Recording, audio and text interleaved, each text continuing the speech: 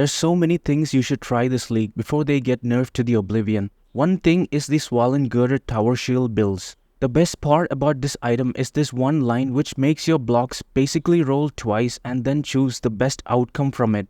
The problem, however, is that both blocks and evasion can only provide damage avoidance. It has nothing to contribute to add to a layer of damage mitigation. In other words, it provides no extra damage reduction. Even damage over time gets through these preventive measures. The shield, however, comes with another unique feature which can proc guard skills like Molten Shell or Arcane Cloak on block. But unlike automation or cast when damage taken, something has to hit in order to cast the skill itself, which means it's not the ideal choice to face tank Uber Shaper Slams or Waldo map bosses. Also, unlike Shaper Shields which have recovery on block, this item does not come with a mod for percentage life gain on block. You could technically socket a skill with life gain on hit, or notables like this, but it's nowhere like the percentage life gain on block modifier. Mapping and Simulacrum are generally a perfect spot for builds that use this, but these POB numbers, as usual, can be easily deceptive in practice. I'm going to explain how you can avoid getting baited before starting a build which uses Swollen.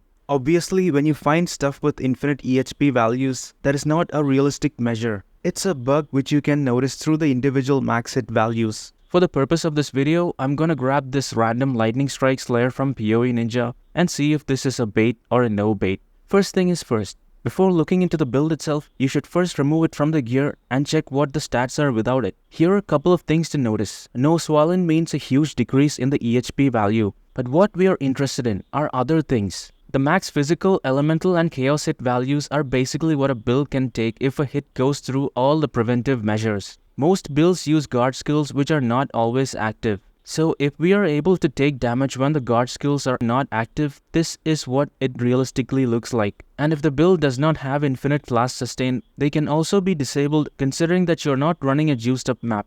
Mageblood builds are an exception. These numbers can only give a data about what happens when the build takes a full hit. It has nothing to do with a build being good or bad. Even spell suppression is considered in these values. This can be a build that takes every single hit, even from a random white monster from off-screen. And if the build lacks other sources of defenses, it will by no means survive a juiced up 100% Delirious D16 map. This is why we have the next set of data to analyze the build. If a build lacks EHP, it may not face tank Uber Shaper Slams, but it can still be great for mapping T17s, as long as it has either evasion or block chance. This is the first layer of defense. Spell block could potentially replace spell suppression, but they are both completely different in what they provide. Let's turn back the shield on, and we are block capped already. Some Swollen builds have no investment into blocks, so these values are important. The block chance in the game will be much lesser than 89%, because this value is calculated in the POB based on the modifier being lucky. But something like this is enough to replace evasion completely, especially considering it has 89% max elemental resistances. The build has 16k of evasion which can be converted into armor with iron reflexes. Do not take iron reflexes if you don't have blocks or an absurd high maximum hit values for all damage types. Finally, the most important part to look for are the damage recovery values, which comes in the form of either regen, leech or recovery from triggering something. Mitigation from stuff like Progenesis and Petrified Blood are already considered in the EHP numbers. In some builds, you might see the negative life recovery, which is probably due to stuff like Blood Rage or the Righteous Fire degens. In such cases, there has to be some form of recovery such as regen, leech, life gain on hit, or the life flask itself. Here's a giga tanky build which I found on a Patreon, which runs with a permanent degen. The fix, however, is with Pathfinder's Master Surgeon's life flask. In practice, these builds run using the old flask macro, which is basically auto-click with timer. If you see builds like this on PoE Ninja, they don't even tell you what's going on. There are so many builds out there which uses stuff like this, which normal players would not.